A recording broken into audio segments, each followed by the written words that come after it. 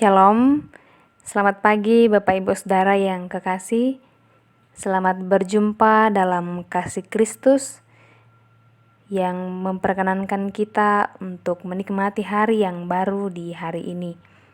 Hari ini kita akan mendengarkan firman Tuhan sesuai dengan renungan harian Gereja Toraja Jumat 24 Juni 2022. Firman Tuhan yang akan kita renungkan bersama dari Galatia pasal 4 ayat 12 sampai ayatnya yang ke-20. Sebelum kita mendengarkan firman-Nya, mari kita berdoa. Kami bersyukur kepadamu ya Bapa di sorga, untuk segenap kasih-Mu yang senantiasa Tuhan perkenankan bagi kami sekalian. Terima kasih untuk hari yang baru Tuhan beri di pagi yang indah ini, dan kami akan mendengarkan firman Tuhan sebagai landasan kehidupan kami mengawali hari ini. Tuhan kiranya memberkati kami, semoga firman Tuhan ini dapat kami pahami dengan baik, dapat kami hidupi sehingga menjadi kemampuan di dalam kehidupan kami. Bersabdalah kepada kami ya Tuhan, kami telah siap untuk mendengarkan firman-Mu. Di dalam nama Kristus Yesus kami berdoa. Amin. Galatia pasal 4 ayat 12 sampai ayat 20.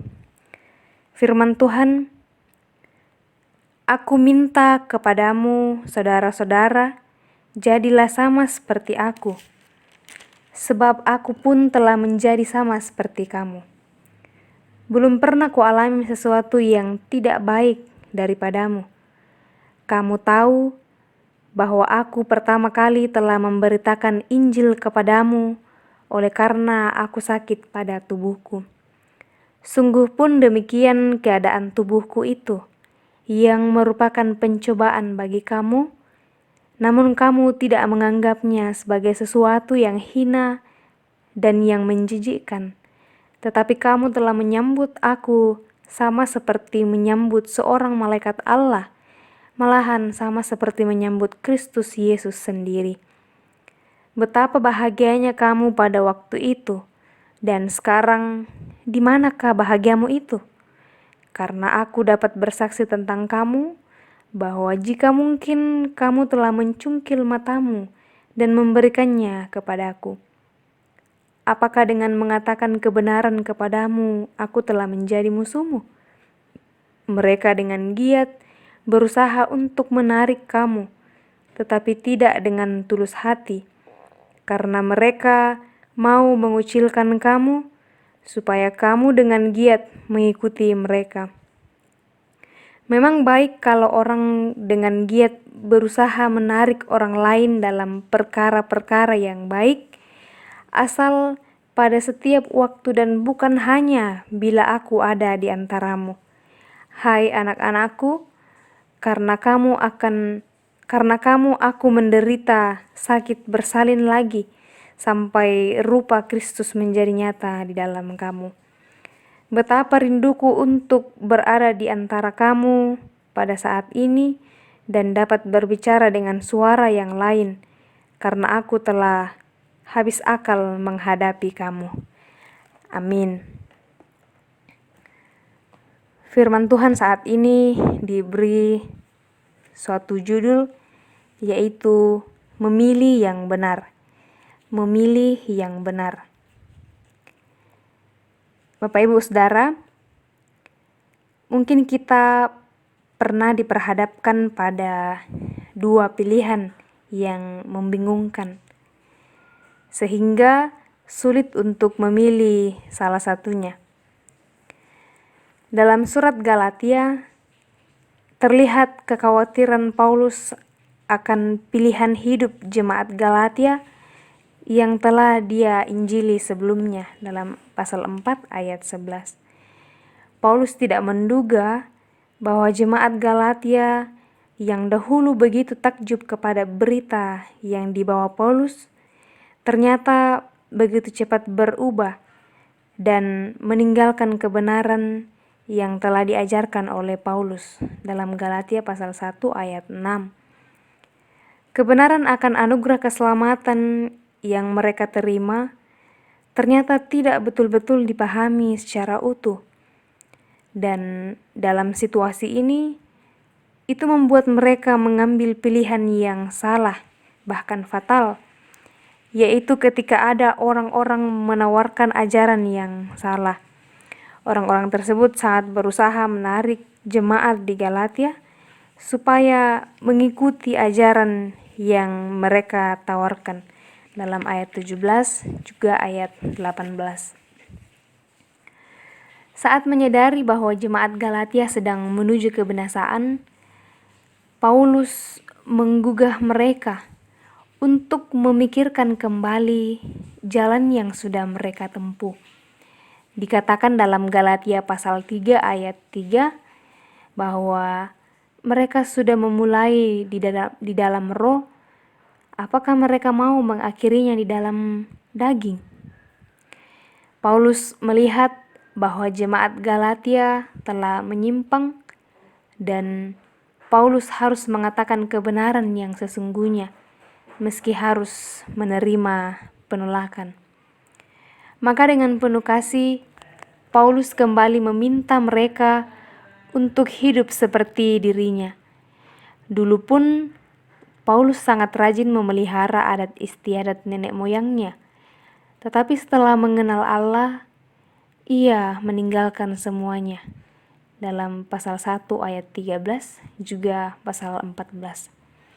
Maka dalam menghadapi ajaran-ajaran yang salah itu, Paulus menasihatkan supaya mereka berdiri teguh dan jangan mau lagi dikenakan kuk perhambaan oleh siapapun, supaya mereka sungguh-sungguh merdeka sesuai yang telah dianugerahkan Kristus kepada mereka. Ini jugalah yang menjadi tantangan untuk kita sebagai orang percaya.